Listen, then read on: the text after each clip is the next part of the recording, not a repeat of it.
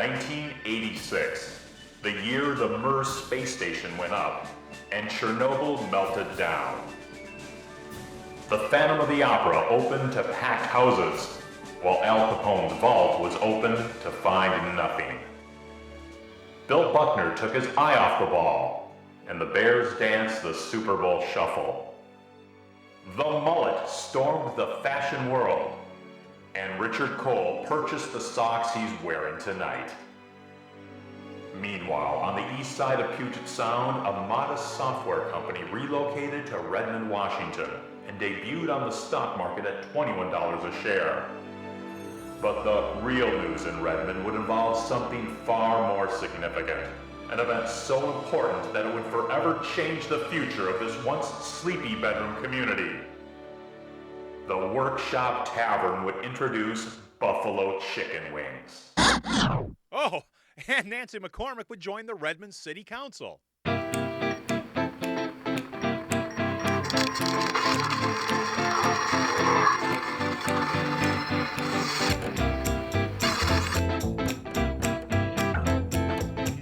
Nancy's the only person I know who would go from 24 years on the City Council to something as exciting as a code rewrite commission. Just when I thought I was out, they pulled me back in. I don't want to say that Nancy's been around a long time, but we found in the archives this exclusive picture of her welcoming the Perigo family. Nancy who? Nancy's always been an enthusiastic advocate for the city of Redmond. Here's a brief list of the organizations and committees she has served on in her 24 years.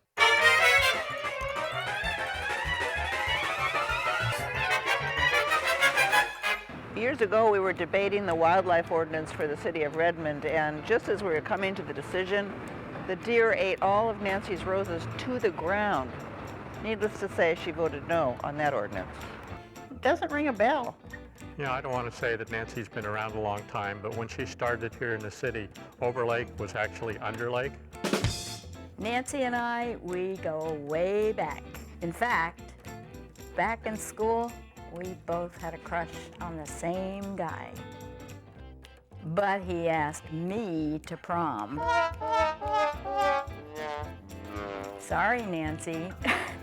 I remember Nancy telling me how excited she was that at last she'd have Tuesday nights free. Then I had to give her the sad news that Matlock had been canceled. Love having Nancy in our book group, and she usually picks nonfiction, but really, how many times can you read Robert's Rules of Order? Oh, Nancy McDonald, she's great. I don't want to say that Nancy's been around a long time, but when she started, this was the city's entry sign. Nancy is a dedicated professional. She has made just about every Redmond City Council meeting for the last 24 years. She's always engaged in following the topic. After her term is up, she's going to teach me how to sleep with my eyes open also. Do it how many times? Okay. She has worked tirelessly.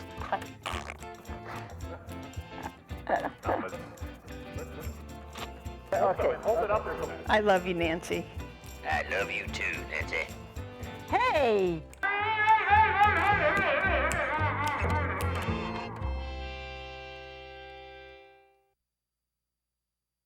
Well, Nancy and I go back a long way. We met in college. We were sorority sisters at Montana State University.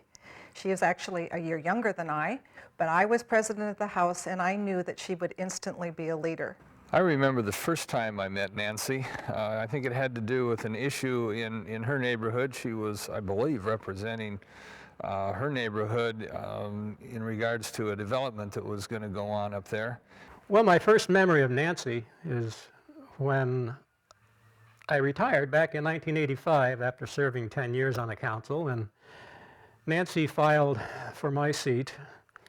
And I remember at the time Nancy mentioned to me that I was considered the old man on the council for 10 years. Nancy, 6 terms times 4 years, I think is 24 years. So does that make, no, I won't go there, forget it. The first thing you recognized about Nancy was that 1, she was committed, and 2, She knew what she was talking about. Of course, the only problem was she was just then beginning to find her way to City Hall. I remember her as being the house manager, which meant that she had to make sure that all the house was operating properly, that the pledges were doing their duties, and I remember her running around with her little checklist every Saturday, making sure that everybody had done what they were supposed to do. Bell-Red Overlake Transportation Task Force, named over Nancy's kitchen table in, 1984. Back then in the dark ages, Bellevue and Redmond didn't talk much to each other. Overlake was the stepchild of both of our cities. Downtown was the big deal. Our councils, our cities only wanted their own little downtown. They didn't care about the hinterland. Some of us did. So I was not surprised at all when Nancy decided to get involved in local politics. We met together for lunch one day and decided that one thing we could do is work on the streets that we shared, transportation issues. Nancy came along at a very critical time. We were in a transition period in Redmond, still transitioning from a bedroom community to a full-fledged city with an employment center. In fact, Microsoft broke ground that year on their campus, I believe. When I think of Nancy and the 24 years she's given to the Redmond City Council and to the people of Redmond, I also think of what she's given to the broader region. Her interest started out in planning, but it grew into a passion for transportation issues, and she's worked on local issues like the Overlake area, but she's also worked on the 520 corridor. Had served on the Chamber of Commerce for a while, so she was familiar with business issues. And she was a total package. Nancy became our fearless leader. She hit the ground running at a time when we were struggling with growth issues, and there were some elements in the community who were urging the city to go in another direction, but thank God we had Nancy. We invited people from the community and city staff, and cities finally took over, funded a study, and we came up with a plan which everybody called BROTS. Little did we know from that beginning that Nancy would carry on for another 24 years, plus her time on the commission. One of the benchmarks of Nancy's many years on the City Council has been advocating for the neighborhood that she lives in, which is South Redmond. The city sometimes forgets that, a substantial portion of Redmond is south of Redmond Way, and there are a lot of people down there who actually relate a little more to Bellevue than they do to Redmond. And Nancy's been such a strong advocate for those people down there, for the residents down there, to make sure that they become part of Redmond. The city of Redmond was very fortunate for having her for that period. She was a pragmatic, common sense kind of person who did a lot for the city, and she has many accomplishments that she can be proud of, that I think even her most ardent supporters would have to say that she exceeded all their expectations.